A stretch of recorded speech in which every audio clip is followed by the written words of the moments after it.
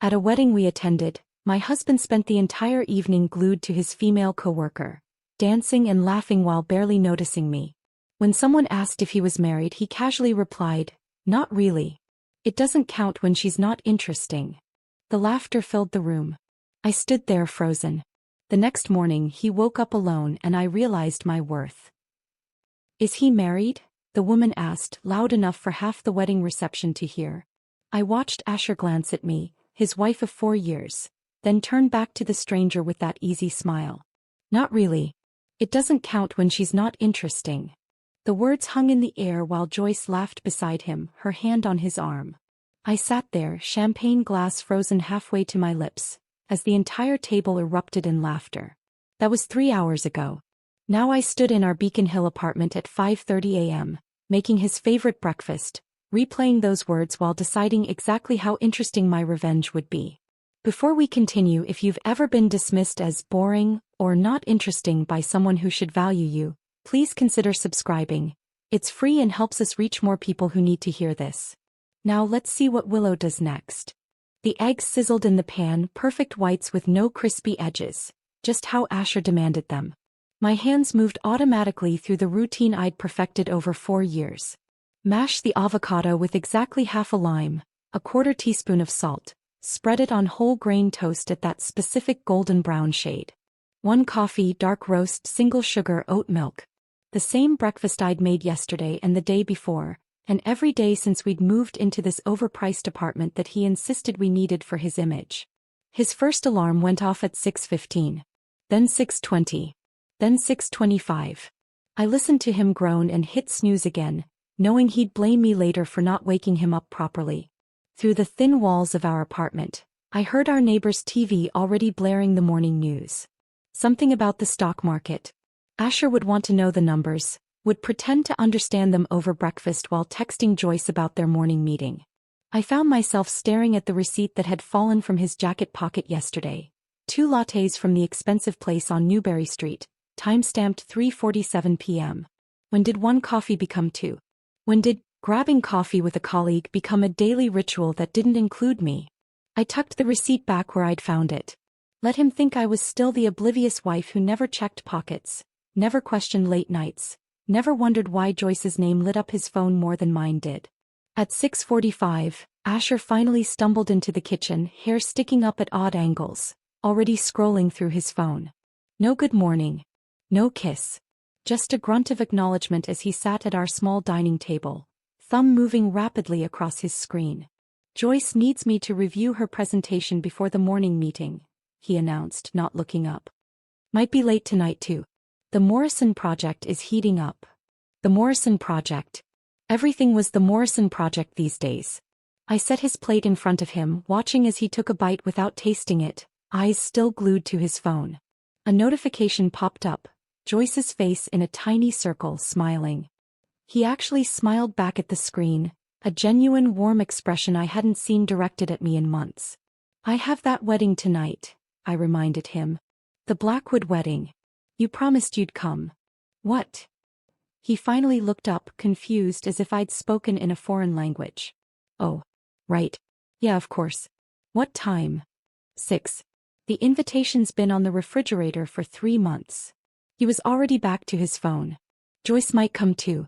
She knows the Blackwoods through some charity thing." "That okay?" I watched him eat mechanically, responding to Joyce's messages between bites. Was it okay? Did it matter what I said?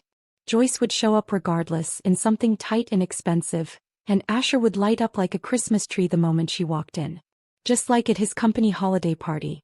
Just like at every team dinner, that somehow never included spouses anymore. "Sure," I said, turning back to the sink. "The more the merrier." At 7:15 he rushed out, leaving his half-eaten breakfast and dirty coffee mug on the table. "Late for Joyce's presentation," he called over his shoulder.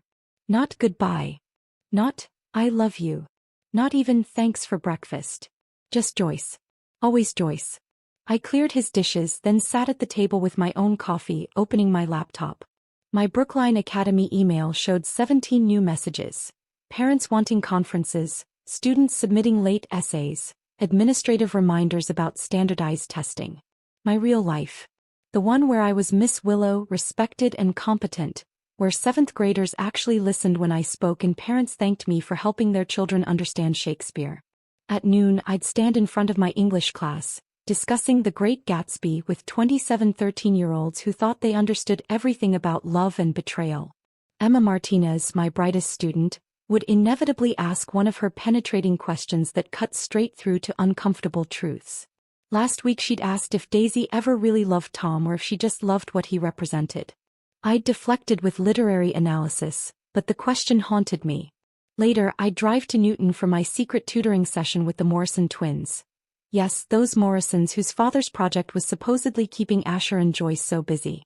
Their mother paid me $300 in cash per session, money I tucked away in an account Asher didn't know existed. I told her I was saving for a surprise anniversary trip. Really, I was building something else entirely. An escape fund, an independence fund, a just-in-case fund that grew larger every week. The apartment felt smaller this morning, suffocating. The exposed brick wall that had seemed charming when we'd moved in now looked like a prison wall. The designer furniture Asher had insisted on buying felt like props in someone else's life. Even the morning light streaming through our bay windows seemed false, too bright, illuminating a life that looked perfect from the outside but was rotting from within. I picked up my phone, scrolling through Asher's Instagram. There she was, Joyce, in a team photo from yesterday's lunch. Joyce, laughing at someone's birthday celebration I hadn't known about. Joyce, standing next to my husband at a conference I thought he'd attended alone. Joyce. The woman who'd somehow become more present in my marriage than I was. Tonight would be different, though. Tonight, at the Blackwood wedding, surrounded by people who knew us as a couple, Asher would have to acknowledge me. He'd have to introduce me as his wife, sit next to me at dinner, maybe even dance with me if I was lucky. For a few hours, I'd exist in his world as more than the boring woman who made his breakfast and paid half his rent. I closed the laptop and headed to the bedroom to choose my outfit for the wedding. The black cocktail dress hanging in the closet would do. Simple, elegant, appropriate. Asher would glance at it later and say fine without really looking, the way he said everything these days. Fine. Adequate. Boring. But as I stood there, running my fingers along the fabric, those words from 3 hours in the future echoed backward through time. It doesn't count when she's not interesting. The valet took forever to bring our car around, and Asher checked his phone every 30 seconds, his jaw tightening with each passing moment. The Blackwood wedding venue loomed before us. A converted mansion with marble columns that stretched 3 stories high, lit from below with soft golden lights that made the whole building glow against the evening sky. Joyce just texted. She's already inside, Asher said, practically bouncing on his heels. We need to hurry. I adjusted my black dress one more time, the fabric suddenly feeling cheaper than it had in our bedroom. Other couples were arriving, the wives in jewel-toned gowns that caught the light, their husbands offering arms as they navigated the stone steps in heels. Asher was already walking ahead, his phone still in his hand. The ballroom doors opened to reveal a sea of round tables draped in ivory cloth, centerpieces dripping with white orchids and roses. A string quartet played something classical in the corner, the kind of music that made everyone lower their voices and feel more sophisticated. I spotted familiar faces from Asher's office, from my college days, from the neighborhood. Everyone looked polished, happy, coupled. Willow.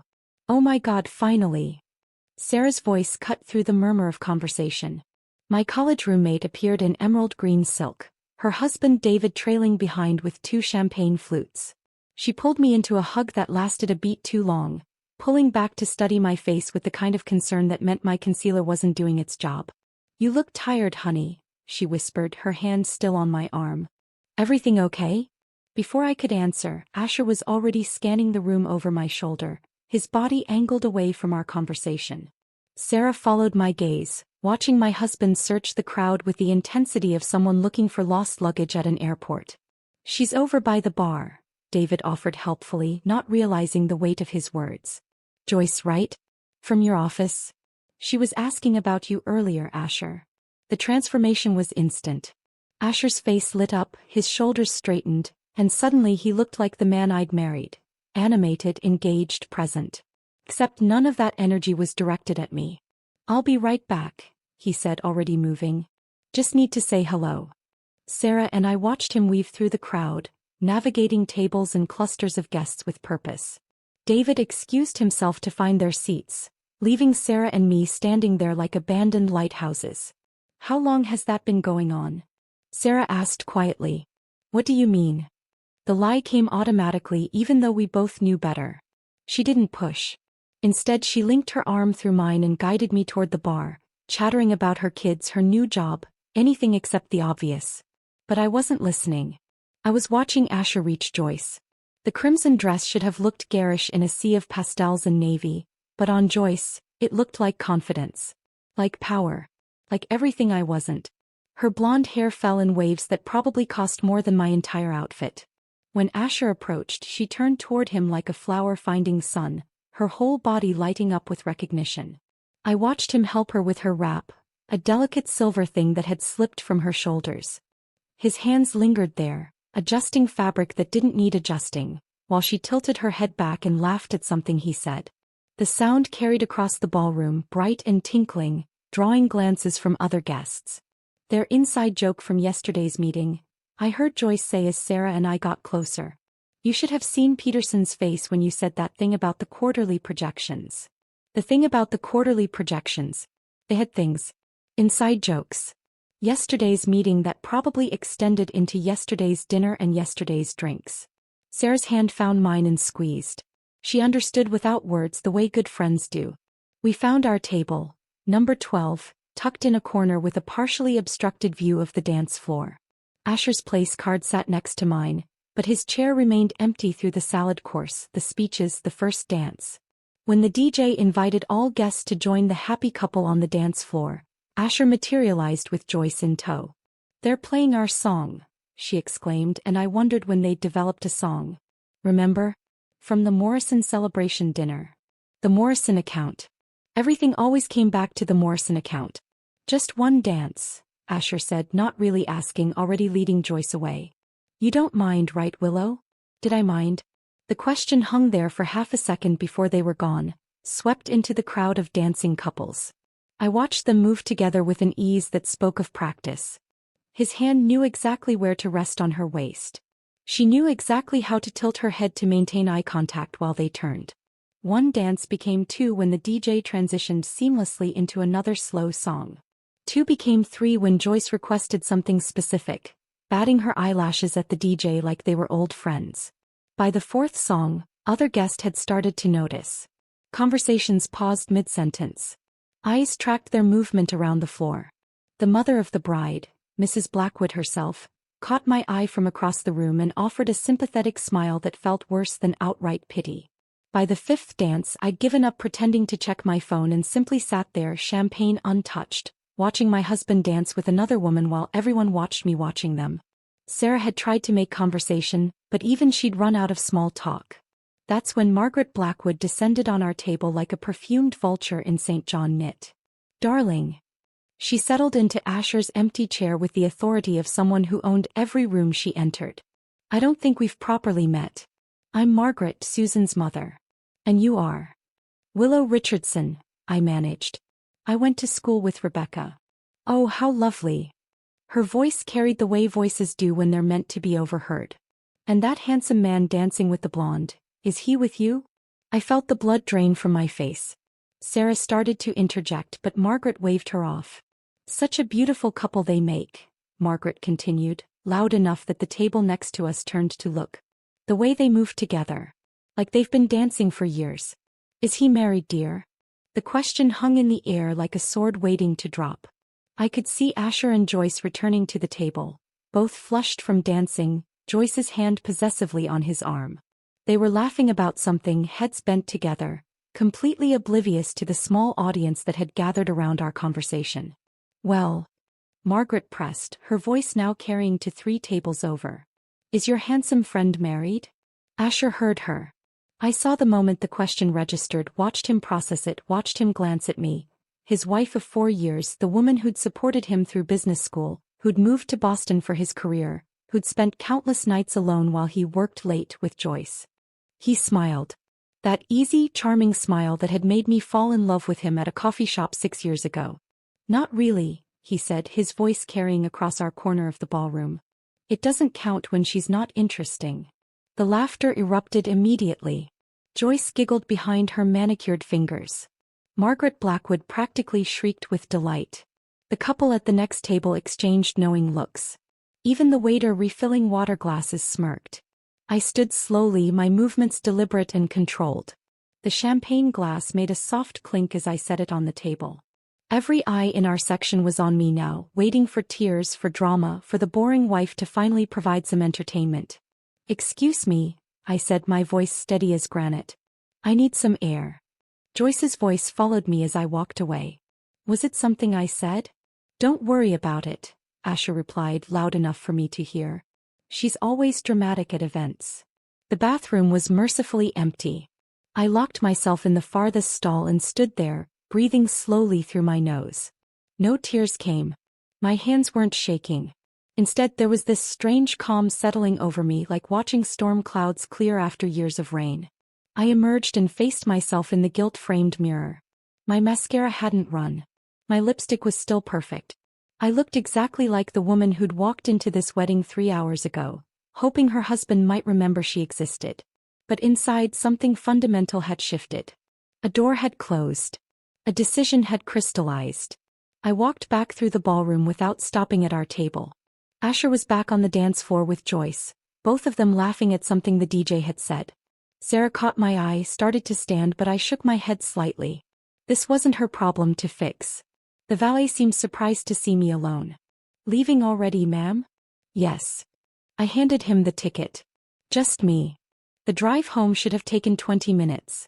I made it last an hour, winding through Cambridge's quiet streets, windows down despite the sharp March cold. The air bit at my cheeks, made my eyes water in a way that had nothing to do with crying. At a red light on Massachusetts Avenue, I remembered the acceptance letter from Harvard's PhD program in comparative literature. I'd been 26, eager, brilliant according to my professors. But Asher had just gotten into Sloan for his MBA, and we couldn't afford both programs. "Your career is more flexible," he'd said. "You can go back to school anytime." That was 5 years ago. The promotion at Wellington Prep that I'd turned down because it would mean evening classes, weekend grading, less time to support Asher's networking events. The head of the department had been shocked. "This opportunity won't come again, Willow." But Asher needed me available, needed the stable income while he established himself. The fertility specialist appointments I'd canceled last year. 3 months of tests and procedures, then Asher's sudden announcement that he wasn't ready, might never be ready, and shouldn't I focus on being happy with what we had? I'd thrown away the medication, deleted the doctor's number, pretended my body hadn't been preparing for something that would never come. By the time I reached our apartment building, the strange calm had transformed into something harder, colder. Purpose maybe. Or just the absence of hope finally bringing clarity. Our apartment was dark, silent, waiting. I moved through it like a ghost with an agenda. In the bedroom, I pulled my overnight bag from the closet, the one I'd bought for a weekend trip we never took. My grandmother's pearl necklace went in first, wrapped in tissue paper. Then her matching earrings, the engagement ring she'd worn for 60 years before leaving it to me. From the living room cabinet, I carefully removed the china she'd also left me, 12 place settings of spode that Asher had wanted to sell because, who needs fancy plates? Each piece went into bubble wrap I'd saved from Amazon deliveries. These plates had survived the Depression, 2 wars, 3 moves across the country. They weren't staying here to watch my marriage die. My laptop was next. I sat at the kitchen table and systematically downloaded 3 years of financial records. Our joint checking account, the credit cards, his spending patterns. The restaurant charges at places I'd never been. Hotel rooms in the city when he was supposedly at conferences. $3,200 at Tiffany's last month that had produced no blue box for me. I photographed everything. Every receipt, every statement, every lie translated into digital evidence. The tutoring money I'd hidden wasn't in our regular bank. For 3 years I'd been depositing cash into an account at a completely different institution. $27,000 from teaching entitled teenagers how to game the SAT system while their parents believed I was becoming a more centered person through yoga. The teaching awards from Brookline Academy went into a box. Excellence in Education 2019. Most Dedicated Teacher 2020. Innovation in Literature Curriculum 2021. Asher had never attended the ceremonies. School stuff, he'd called them like I was a child showing off a finger painting. At exactly 11 p.m. I sat at our kitchen table with his keychain. The apartment key slid off first, then the mailbox key, the gym locker key, the spare to his parents' house in Wellesley. I kept removing them until only his car key remained, alone on the ring like a question mark. His laptop was password protected, but I knew all his passwords. He used the same 3 in rotation had since college. I logged into our Netflix account and changed the password. Then Hulu, Amazon Prime, HBO Max, the grocery delivery service, the meal kit subscription he'd insisted we needed. Every shared digital space we'd created, I locked him out of systematically, methodically. His LinkedIn profile was the masterpiece. I didn't delete it or write anything crude. Just a simple update to his current position. Currently exploring new opportunities after personal conflicts with colleague-affected team dynamics. Vague enough to be professional. Specific enough to raise red flags with any recruiter who bothered to check. I found the business card Marcus had given me at last year's holiday party. Joyce's fiancé, deployed for 6 months, completely unaware his future wife was playing office romance with my husband. I uploaded the photos I'd taken tonight. Asher's hand on Joyce's waist, her head thrown back in laughter, the two of them closer than colleagues should ever be. I typed a simple subject line. Thought you should see what Joyce was up to at the Blackwood wedding. My wedding ring came off easier than I'd expected. 4 years of wearing it and it slid off like it had never belonged there. I placed it on Asher's pillow with a note. You're right. It didn't count. Not interesting enough to fight for someone who was never really mine.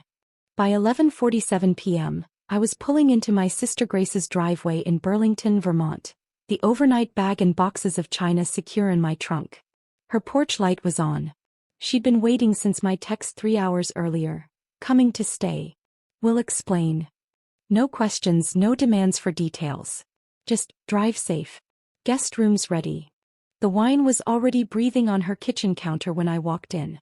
Grace took one look at my face and poured generous glasses without speaking. We sat at her farmhouse table, the one she'd rescued from an estate sale and spent months refinishing, and I finally let myself exhale. He said I wasn't interesting, I told her. At a wedding. To everyone. Grace's knuckles went white around her wine glass, but she just nodded. She'd never liked Asher, had called him aggressively mediocre, after meeting him the first time. I should have listened. I turned my phone off completely and slept like the dead in her guest room, surrounded by the quilts she made during her craft phase and the smell of lavender from her garden. For the first time in months, maybe years, I didn't dream about anything. The assault began at exactly 7:03 a.m. Grace knocked gently, holding my phone. It's been ringing nonstop since 6:30. 27 calls from the same number.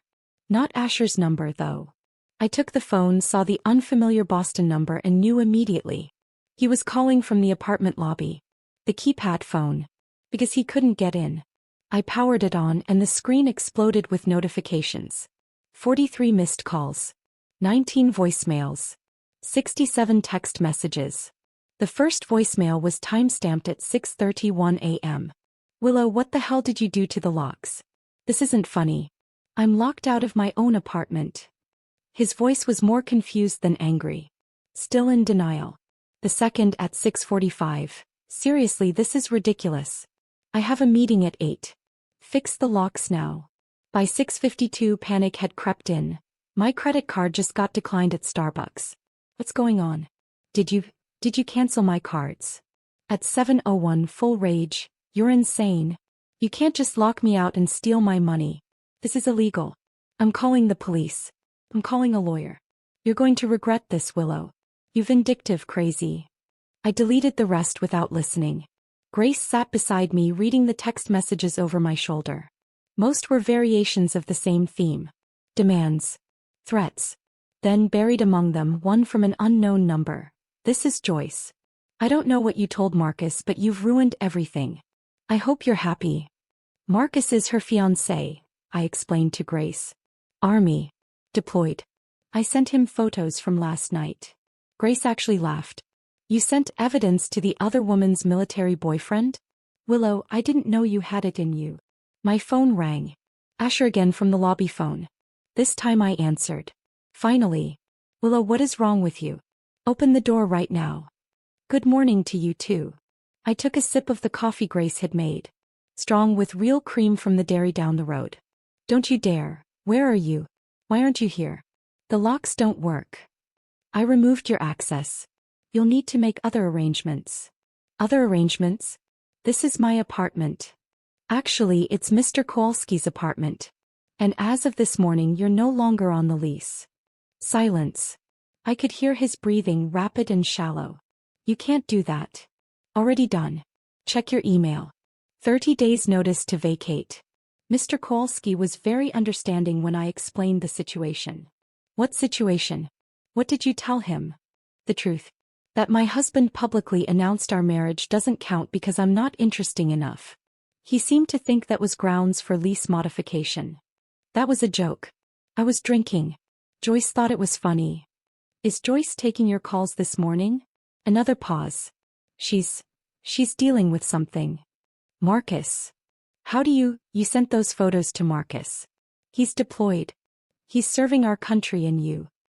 He's serving our country while his fiancée plays footsie with married men.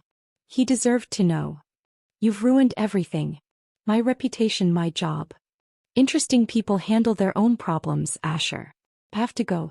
My sister's making breakfast. Willow, wait. I hung up and blocked the lobby phone number. Then I called Mr. Kowalski myself. Miss Willow.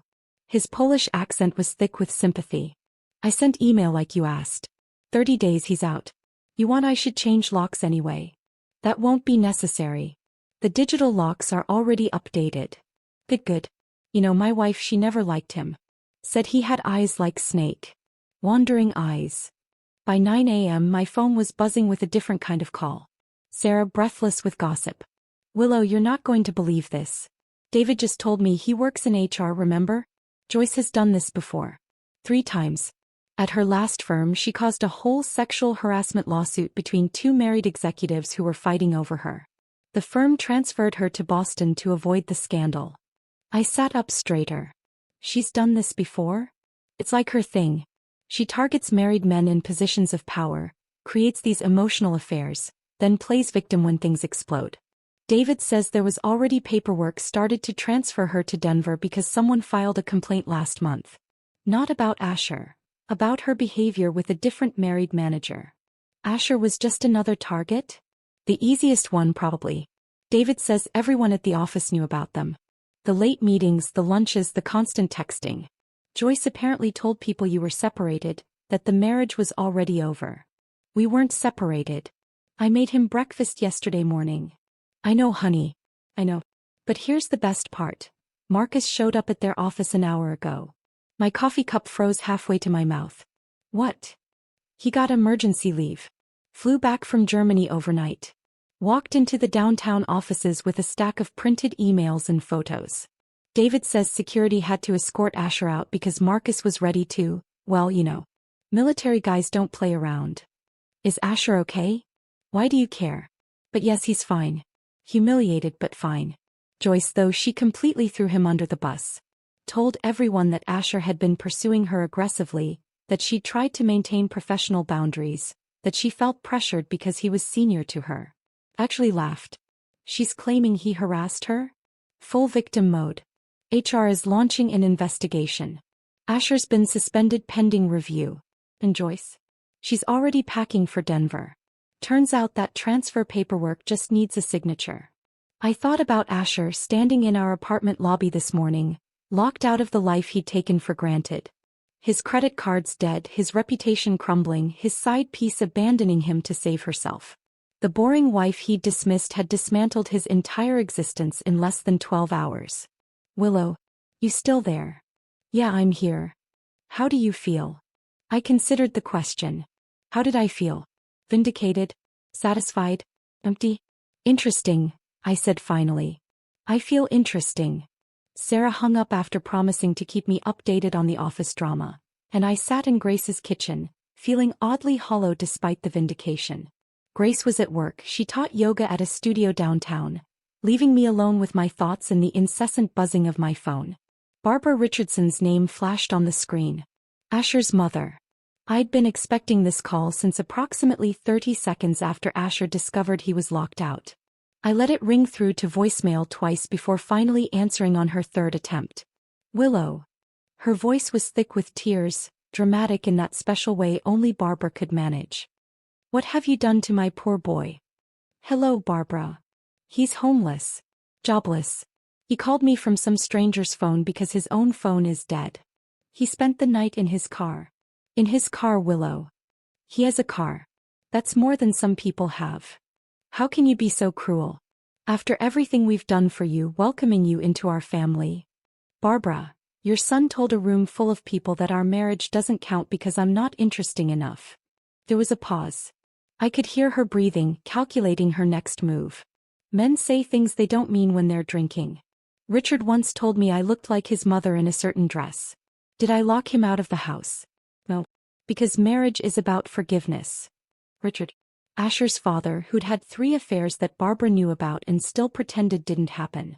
The Richardson family motto should have been accountability is optional. He wasn't drunk, Barbara. He meant every word. You're throwing away 4 years over one comment? That's childish, Willow. Marriages have ups and downs. You work through them. Like you worked through Richard's secretary? Or the tennis instructor? Or that woman from his book club? Silence. Then, how dare you? I dare because I'm done pretending dysfunction is normal. Asher learned from the best, didn't he? That wives should just accept whatever scraps of respect their husbands throw them. She hung up on me. 20 minutes later, my own parents called. I'd been dreading this more than Barbara's theatrics. Mom's contact photo, us at last Christmas both smiling, made my stomach twist. Sweetheart, Mom began, her voice carefully neutral. Asher called us. Of course he did. He explained about the misunderstanding at the wedding. Misunderstanding? He publicly declared I wasn't interesting enough to count as his wife. Dad's voice joined the call. He must have been on speaker. Willow, honey, men sometimes say foolish things. But you have to ask yourself, did you try hard enough to keep his interest? The words hit like ice water. Excuse me. Well, Dad continued, oblivious to the damage he was causing, relationships require effort from both sides. Maybe you got too comfortable. Stopped making an effort. When's the last time you surprised him? Dressed up for him? I made him breakfast every morning at 5:30 a.m. I supported him through business school. I gave up my PhD for his career. But did you stay interesting? Dad pressed. Men need excitement, challenge. Maybe this Joyce woman just offered something you didn't. Mom chimed in. Have you considered couples therapy? Dr. Brennan, you remember her from church? She saved the Miller's marriage after his affair. This isn't about saving anything, I said, my voice flat. It's over. Don't be rash, Mom said. You're emotional. Take some time. Think about your future. You're 32, Willow. Starting over at your age, it's not easy. Better than staying with someone who publicly humiliates me. Is it? Dad asked. Better than working on your marriage? Better than admitting maybe you both made mistakes? I hung up. My hands were shaking, not from sadness but from rage. My own parents, the people who raised me, thought I should have tried harder to be interesting for a man who was emotionally cheating with his coworker. Grace walked in during my 3rd glass of wine that afternoon, took one look at my face and said, Parents. They think I should have tried harder to keep his interest. She snorted, pulling food from a grocery bag. Remember when I caught him at your wedding? I looked up. What? I never told you. Kept the peace, you know. But at your wedding, your actual wedding, I saw him cornering my friend Melissa by the bathroom. Hand on the wall beside her head, leaning in close, telling her she had beautiful eyes. My wine glass stopped halfway to my mouth. At our wedding? I told him to back off. He laughed, said he was just being friendly. But Melissa was uncomfortable. She left early because of it. You never said anything. Grace sat down across from me, her face serious. Would you have believed me? You were so happy. So sure he was the one. And I thought, maybe it was just wedding champagne. Maybe I misread it. I didn't want to ruin your day with suspicions. For years, I whispered. 4 years of signs I ignored. My phone buzzed. An email from Asher, the subject line, please read important. Against my better judgment, I opened it. Willow, I know you're angry. But what you're doing is destructive and unnecessary. Joyce meant nothing. She was just a friend who understood my work stress. You were always so focused on your teaching your students. You didn't understand the pressure I was under. I said something stupid at the wedding, yes, but haven't you ever said something you didn't mean? We have 4 years of history. An apartment. A life. Don't throw it away because you're hurt. I'm willing to forgive you for the locks, the money, the humiliation at my office. We can start fresh. But you need to stop this vindictive behavior now.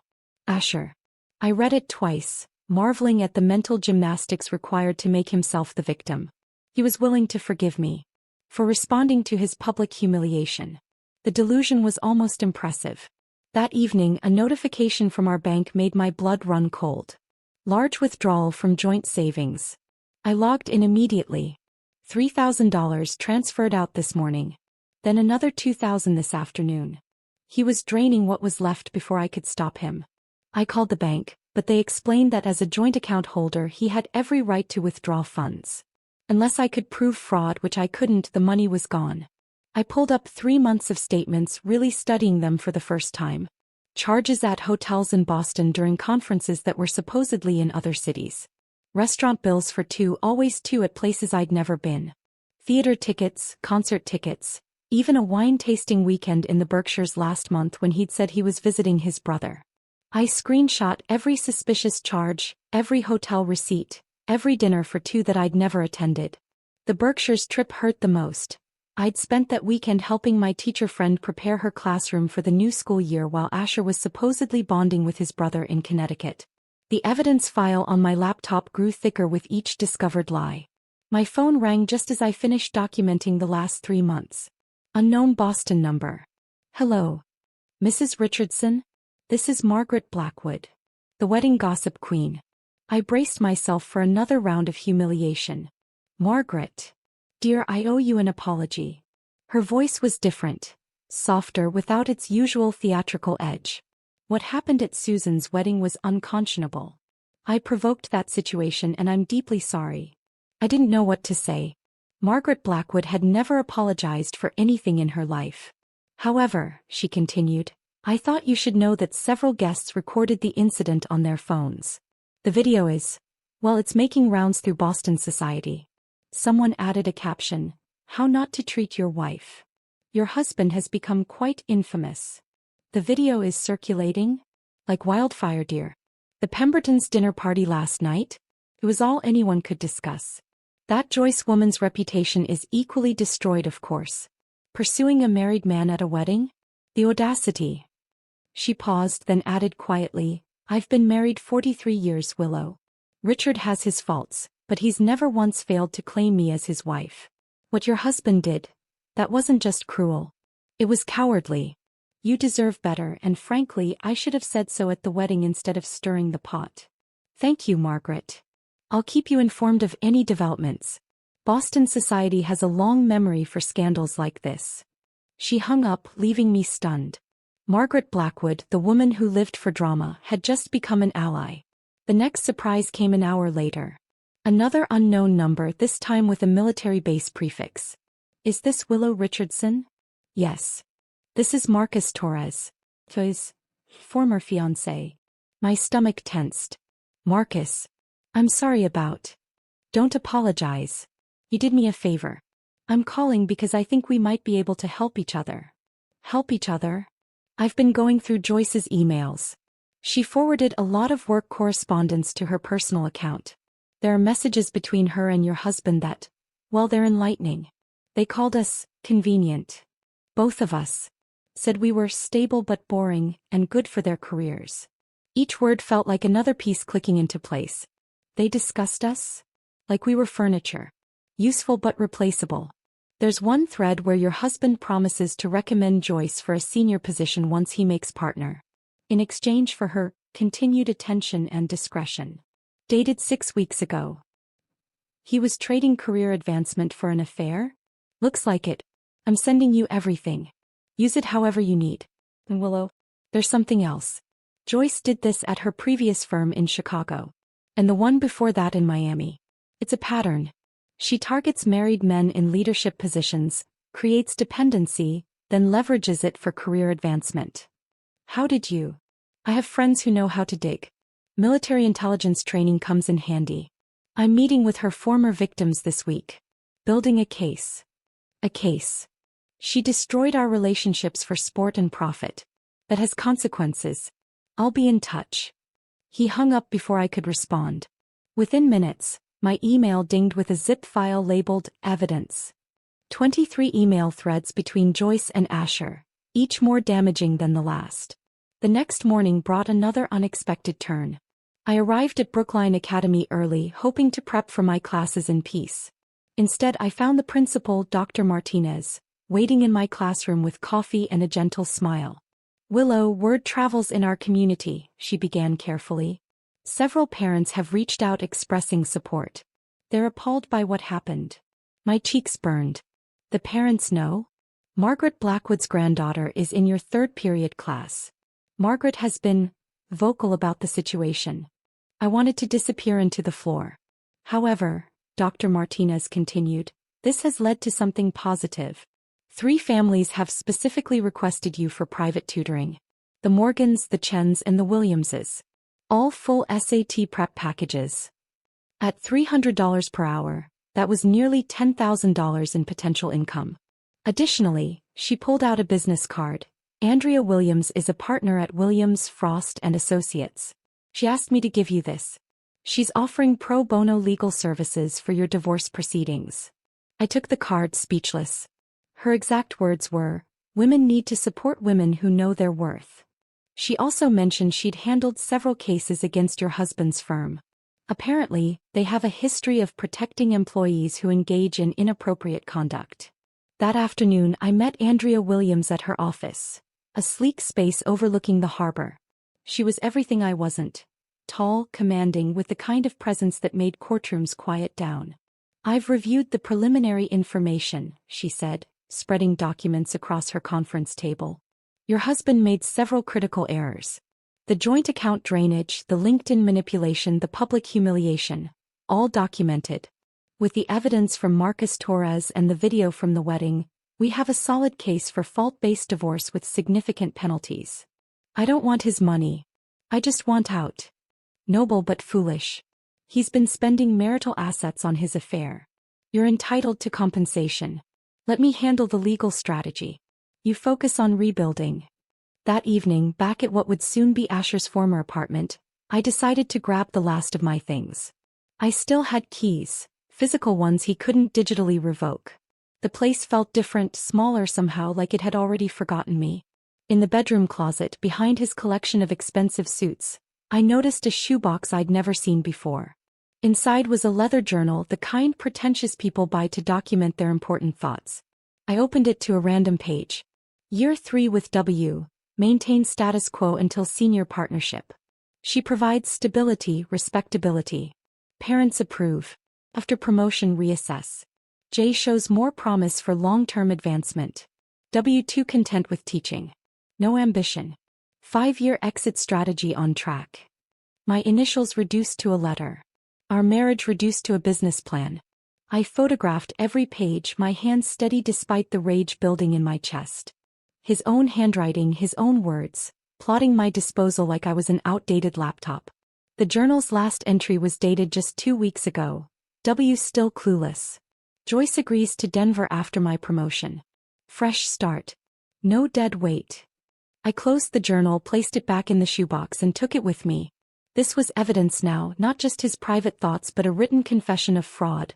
Emotional, financial, marital fraud spanning years.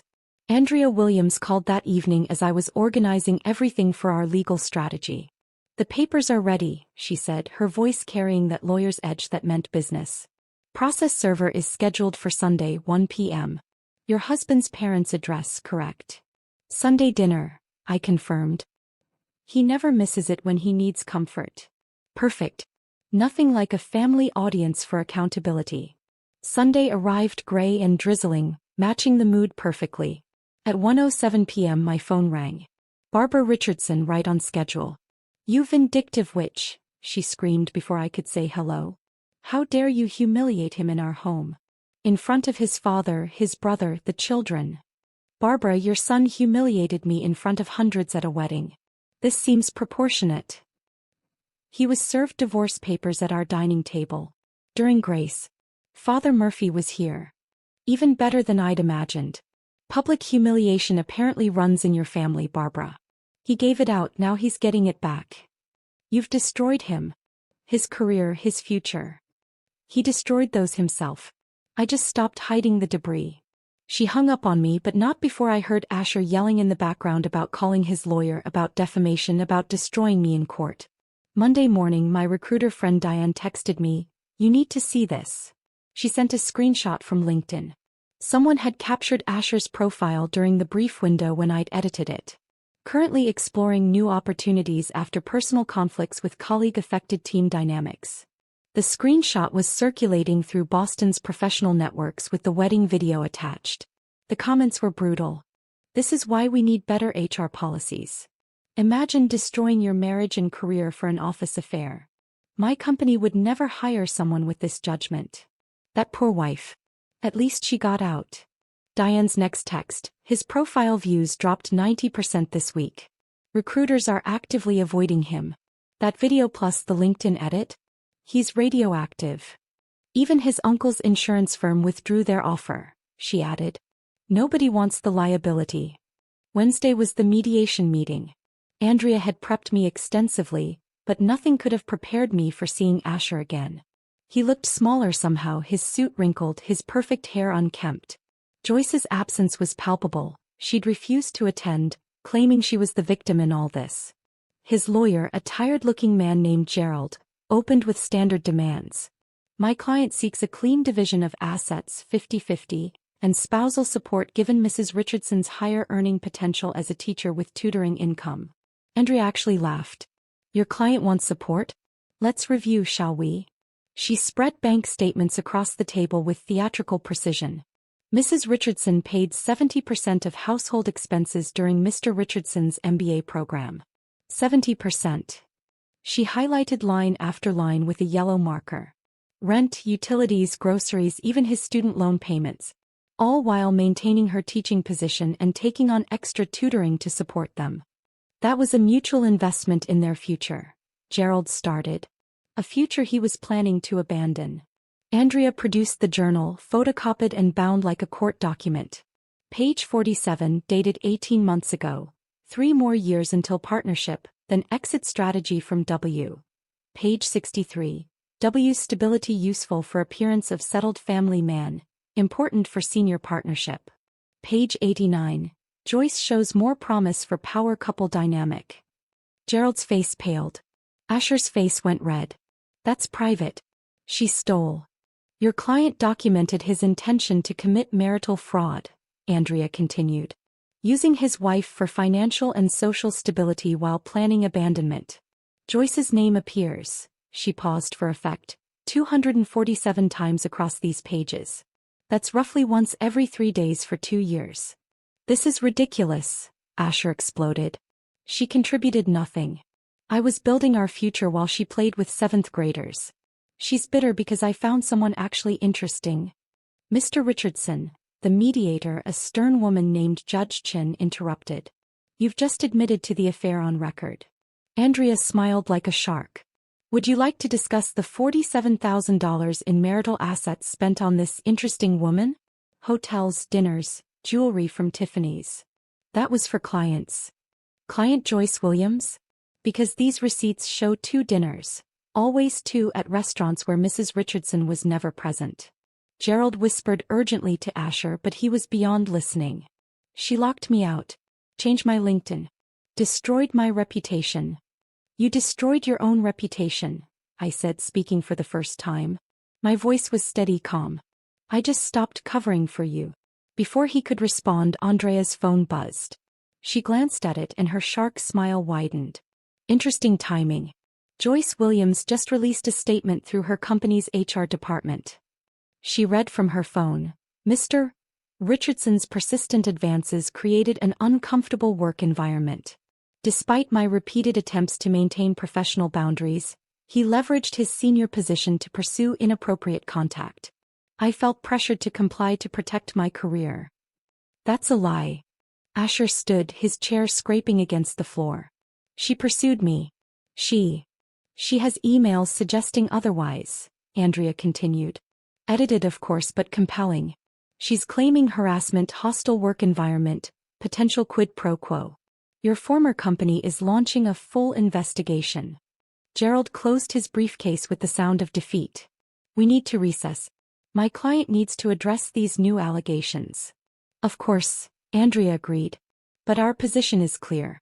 Mrs. Richardson keeps all premarital assets, her savings, her earnings. Mr. Richardson keeps his debt, his ruined reputation, and whatever Joyce left him with. As we gathered our things, Asher grabbed my arm. Willow, please. You know me. You know I'm not what she's saying. I looked at him, really looked at him. The golden boy who'd charmed me 6 years ago was gone. In his place stood a desperate man whose carefully constructed life had collapsed in less than 2 weeks. I don't know you at all, I said quietly. I never did. Andrea guided me out while Asher called after me, his voice breaking with panic. The sound followed us down the hallway, echoing off marble walls that had witnessed 1,000 broken marriages but probably few as thoroughly destroyed as ours. Outside the building, Andrea turned to me. Joyce won't stop with that statement. She's going to bury him to save herself. By next week he won't be able to get a job serving coffee in Boston. He was right. 3 days later, the full HR report leaked. Joyce had submitted edited texts, selective emails, even a recorded phone call where Asher's words were cut to sound predatory. His former company issued a statement distancing themselves. His professional networks evaporated overnight. The headline in Boston Business Weekly read, "Former rising star faces multiple investigations." Asher's professional obituary, really. I folded the newspaper and left it on Grace's kitchen table, feeling nothing but a distant kind of relief, like hearing about a storm that passed without touching your house. 6 months had passed since that mediation meeting. The divorce was final. I'd kept my maiden name, Turner, on everything except the official paperwork, so going back to it felt like slipping into comfortable shoes I'd forgotten I owned. Burlington had become home in a way Boston never was.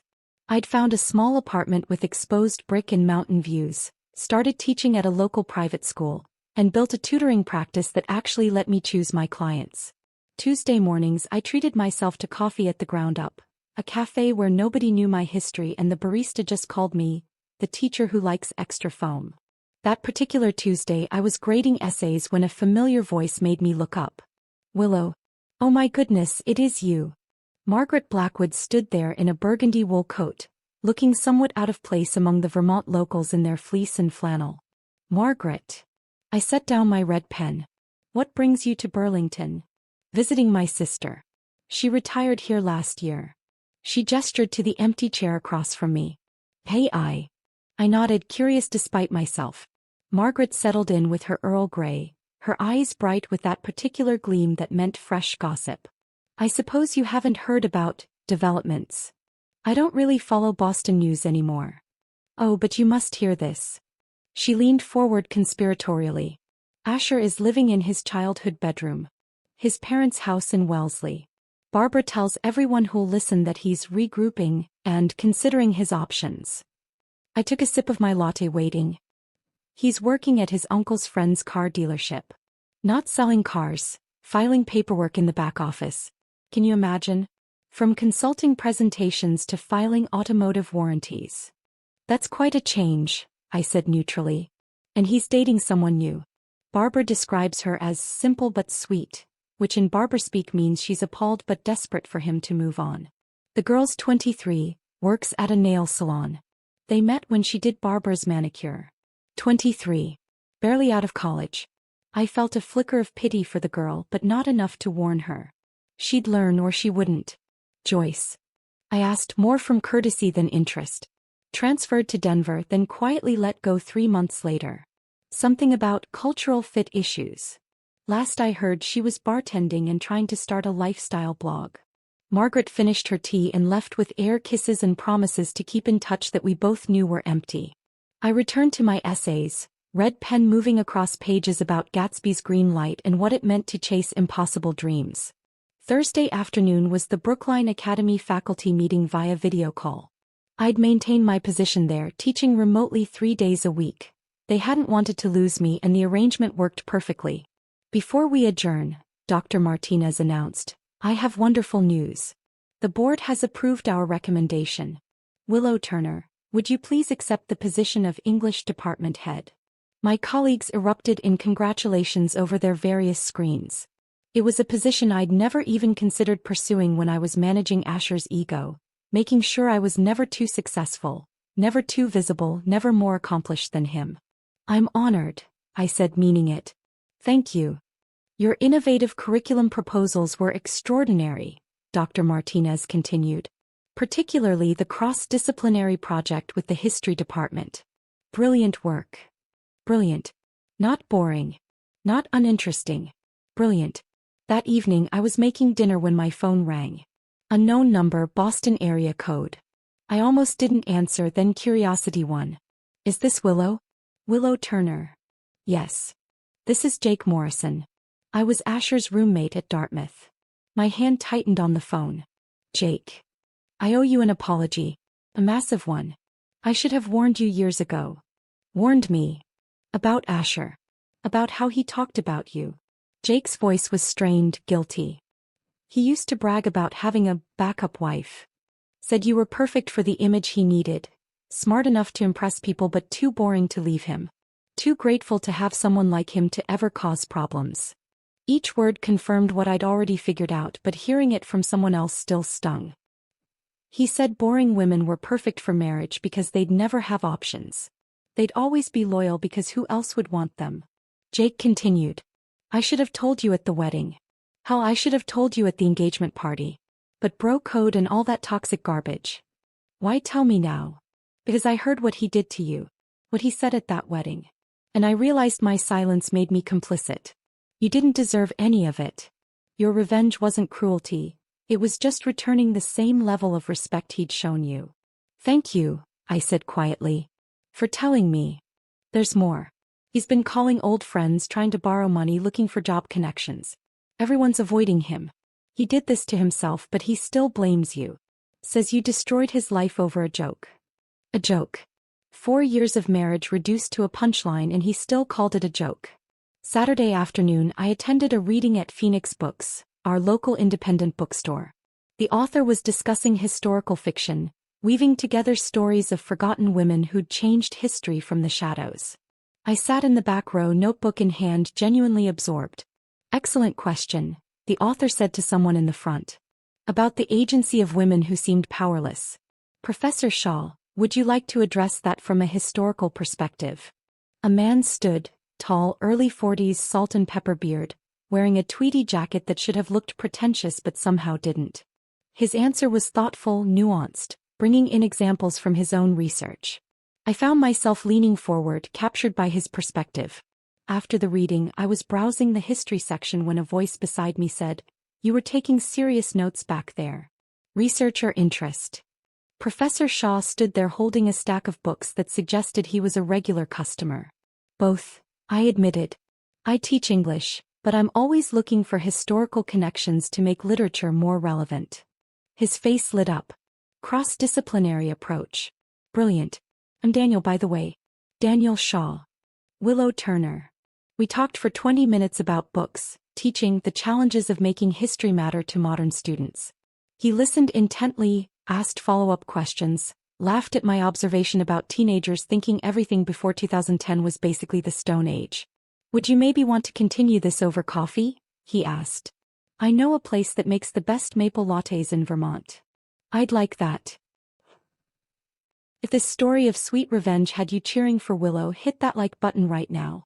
My favorite part was when Willow left the wedding ring on Asher's pillow with that devastating note, knowing he'd wake up to a completely dismantled life. What was your favorite moment? Drop it in the comments below. Don't miss more thrilling stories like this. Subscribe and hit that notification bell so you never miss an upload.